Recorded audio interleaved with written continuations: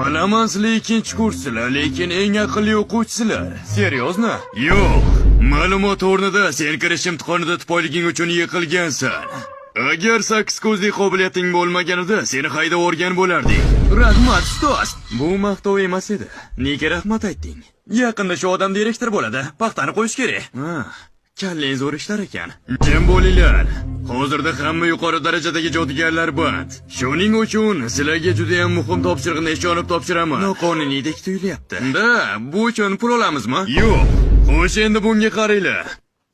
Mana shu sizlarning topshirig'inglar. Chiroyli qiz ekan, lekin sizlarning vazifanglar mana shuni himoya qilish. Yedingni o'zi borsan. O'zingning soching esa qari kampirlarnikiga o'xshaydi. O'zidan kakashini yasab olishiga o'ylayman. Meni sochim tug'ilganimdan beri shunaqa. Kim bo'linglar, u hali voyaga yetmagan. Biz ham shunday-ku, imkoniyatdan foydalanib olamiz. Ha, sen haqsan. O'zi sizni kompyuteringizda voyaga yetmagan qizni rasmini qilyapti. Topshiriq uchun olganman.